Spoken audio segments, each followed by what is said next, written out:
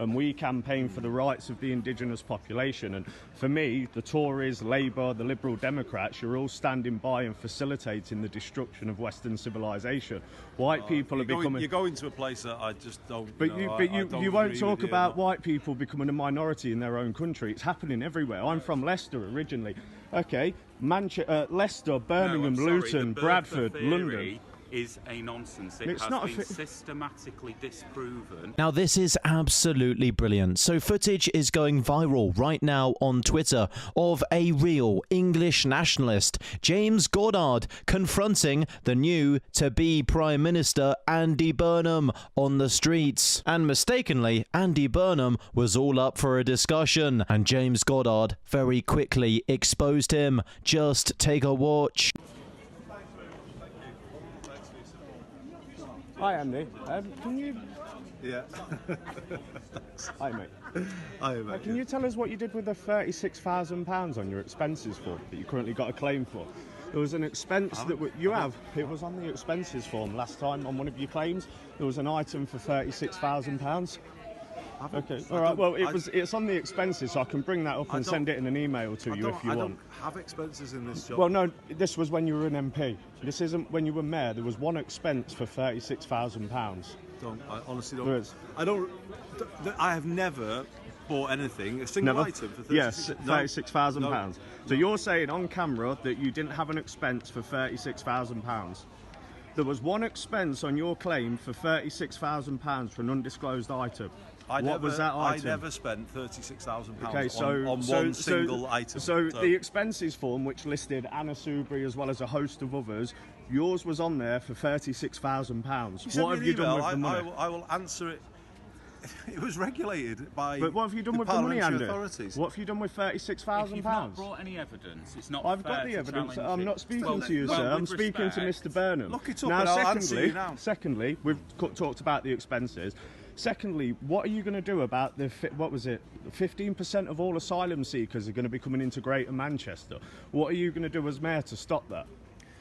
Well, you know that because I spoke out about it. The only reason you know that figure is because I publicly, at the Combined Authority, and Andrew was there, said, while we will always play our part in welcoming people, Greater Manchester has historically been asked to do much more than anywhere else, much more, because some places don't take anybody at all.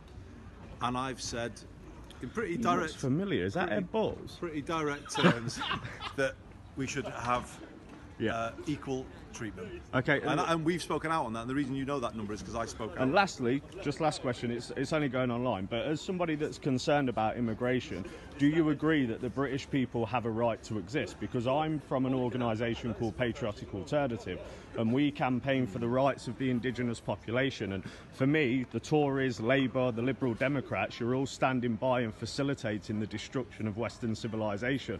White people are becoming... You're going to a place that I just don't... But you won't talk about white people becoming a minority in their own country. It's happening everywhere. I'm from Leicester originally. Okay, Leicester, Birmingham, Luton, Bradford, London... is a nonsense. It has been systematically disproven. Now hold on just a second. White English people becoming a minority in England is a disproven conspiracy theory? No, that is simply true based on government data. It is objectively true if you look at census data that white English people make up a smaller and smaller percentage of the population in England every single year. Stating that is merely a demographic fact.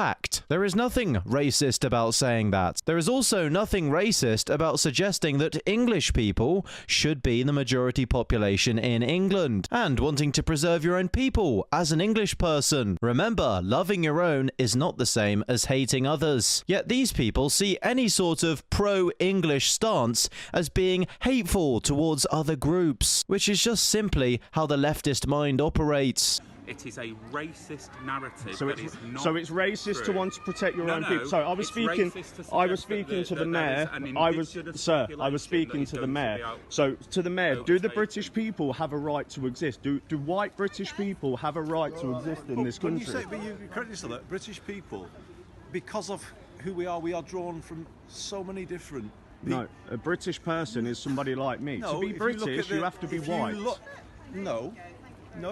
Okay, well, you're so wrong. Okay, you're so really so wrong. Okay, Andy. That. So you can be you can be a British. Wrong. Okay, so if I was born in China to 2 English parents, would that make me Chinese? No, if you're born in Britain, you're British. No, you're not. In my view, you are. Okay, so if an Indian. If you're born in Britain, you're British. No, you're not. This is brilliant. That doesn't make him British.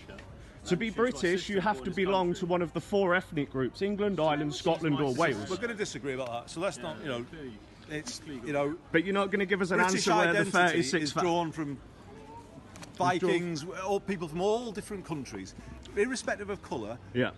The identity has been drawn from places all around the world because Britain had colonies all around the world. Yeah, but just because you just need to open your mind a little bit. I've opened my mind very much, and it's not narrow. The thing is with me, I will always defend my people, and the trouble is, Labour, the Tories, every single one of you political parties, not only are you screwing my people over, you're destroying my country with lockdowns after lockdowns. You just got a place that we just don't agree with you. You're not my people. So this is the mayoral candidate of Manchester denying that to be British you have to belong to one of the 4 ethnic groups.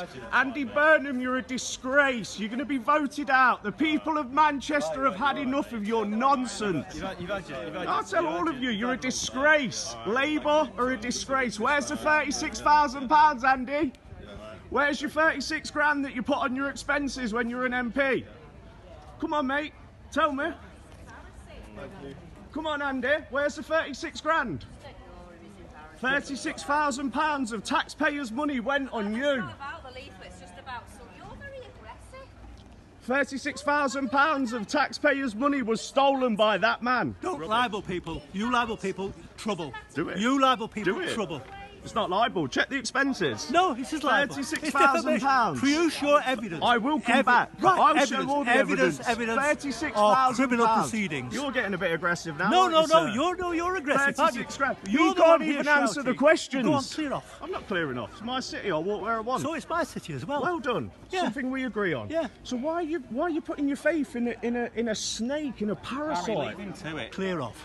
Just leave him to it. It's not proven us. Absolutely disgraceful. I mean, as we can see from this video, Andy Burnham is truly a limp-wristed traitor through and through. At first, we clearly saw how he dodged those questions about the money. If James Goddard is right and there really was an expense that big, there is no way Andy Burnham does not remember it. Unless you are a literal billionaire like Elon Musk, you're going to remember if you spend over 30 grand in one go. And also, clearly this man is not pro-English in the slightest, and he is willing, like all the other politicians, to sit by and watch as our people slowly become a minority in England. And for anyone who is interested in preserving English culture, that is not something that we want to happen. Personally, as an Englishman, I want my future children to grow up in a country which resembles my culture. But that is just my opinion. What do you guys think? Share your thoughts in the comments down below.